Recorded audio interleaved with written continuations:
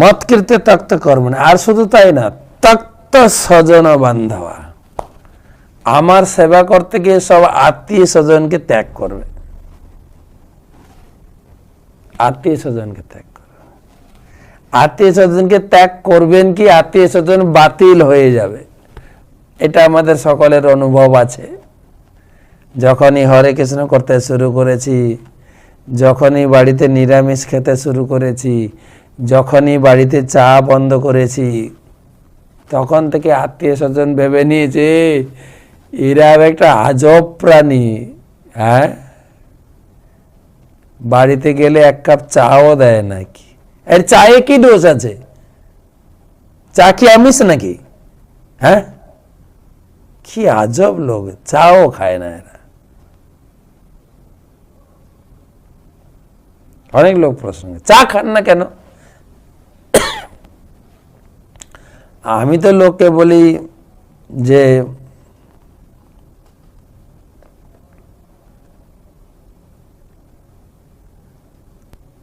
চায়ে একটা খরচা আছে না। এখন তো চায়ের দাম 10 টাকার নিচে না, সারাদিন 10 কাপ চা খেলে 100 টাকা, টাকা পাবো কোথায়? চা বন্ধ করে তো ভালো হয়েছে তো। আর যারা নিয়মিত চা খান, পাকস্থলী যেন একদম ছোট শুকিয়ে গেছে, এমনি খাওয়া দাওয়া তো বেশি করতে পারেন না। এমনকি অনেক গ্রামে গঞ্জে চা এখনো প্রবেশ করেনি। আমি তো যখন বাড়িতে ছিলাম আমাদের গ্রামে চা, হাটে বাজারে গেলে একটু কেউ চা খেতেন। আমাদের বাড়িতে আত্মীয় স্বজন এলে শরবত, একটু মিষ্টি, এসব দেওয়ার পন্থা। আমি জানি না এখন কিভাবে চলছে, 35 বছর আগের কথা বলছি, 30-35 বছর আগে। গরম দুধ, প্রত্যেকের বাড়িতে গাভী আছে, গায়ের দুধ, বা গাছে নারকেল আছে, ডাবের পানি, ডাবের জল, এইসব দিয়ে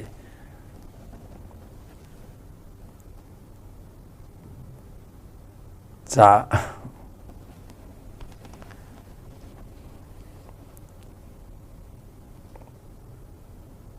ত্যক্ত স্বজন বান্ধব, আত্মীয় স্বজন এমনি ছেড়ে যায়, হ্যাঁ তোর বাড়ি যাস।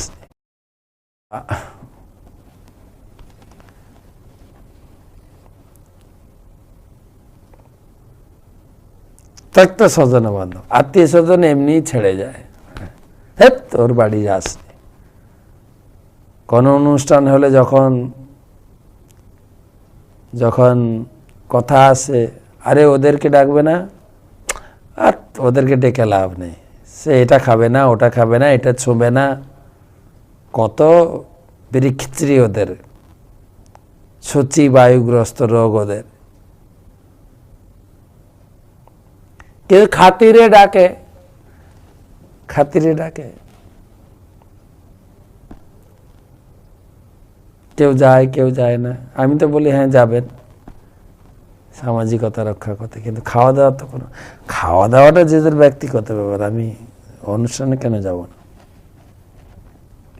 এইভাবে আত্মীয় স্বজন বাদ পড়ে যায়। আত্মীয় স্বজন অ্যাকচুয়ালি আত্মীয় স্বজন কারা? আত্মার সঙ্গে যার সংযোগ। আমার তো দেহের সঙ্গে আত্মীয় স্বজন বানিয়েছি,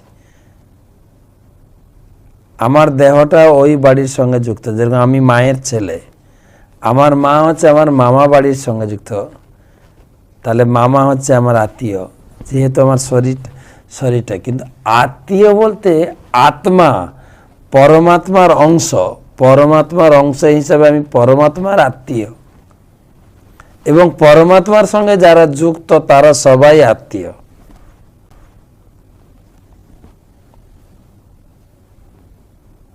যেরকম আমরা তথাকথিত আত্মীয় স্বজন ত্যাগ করেছি, কিন্তু এখন তো প্রচুর আত্মীয় স্বজন হয়ে গেছে। যারা আমরা ভক্তরা, যারা বাড়ি বাড়ি ভক্ত রয়েছেন, তাদের বাড়িতে তারাই হচ্ছেন আমার আত্মীয়। অনেক ভক্তকে, অনেক মাতাজিকে বলতে শুনেছি, প্রায় মায়াপুরে চলে আসেন, জিজ্ঞেস করে আচ্ছা এত ঘন ঘন মায়াপুরে আসেন,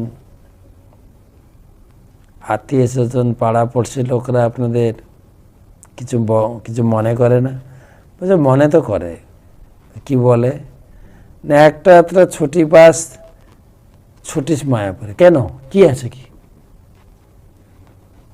রবিবার, আমাদের ইন্ডিয়াতে রবিবার ছুটি, বা অন্যান্য মুসলিম দেশে যেরকম বাংলাদেশে শুক্রবার ছুটি। শুক্রবার মন্দিরগুলোতে একদম ভর্তি ভক্তরা। তো যারা ভক্ত নয় তাদের আত্মীয় স্বজন যখন ভক্ত হয় তাদের যে তোরা একটা দিন রবিবার বা শুক্রবার ছুটি পাস, তাও মন্দিরে দৌড়াস, কি পাস কি? তাই মাতাজি বলছিলেন যে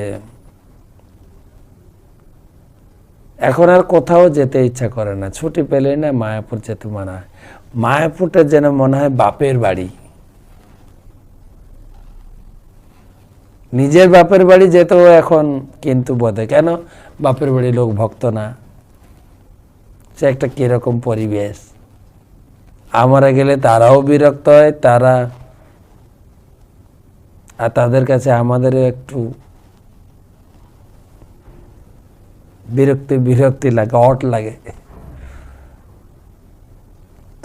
মায়াপুর চলে যায়, মায়াপুর হচ্ছে মনে হয় এটাই অরিজিনাল বাপের বাড়ি। হ্যাঁ সত্যিই তো বাপের বাড়ি।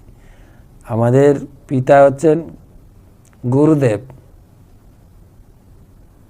সেই সে পিতা মাতা, সেই সে গুরুজন, সেই পিতা মাতা, কৃষ্ণের চরণে যে প্রেম ভক্তি, গুরু পিতা।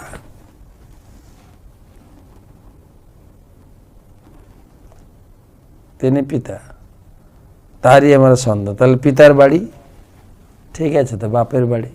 হ্যাঁ এখানে আসি, মন্দিরে থাকি, ভগবান দর্শন করি, বসে বসে নাম জপ করি, আর এখানে একটু ঘর ভাড়া নিয়ে থাকবো আর প্রসাদ খাও। কি সুন্দর জীবন, কি আনন্দ জায়গা। আর সেই করতে গিয়ে সব আত্মীয় স্বজন ত্যাগ হয়ে যাচ্ছে।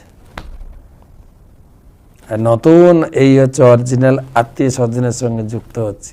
কৃষ্ণই পিতামাতা, গুরুদেব হচ্ছেন পিতামাতা, গুরুদেবের যত শিষ্য শিষ্যা আছেন আমরা সবাই ভাই বোন।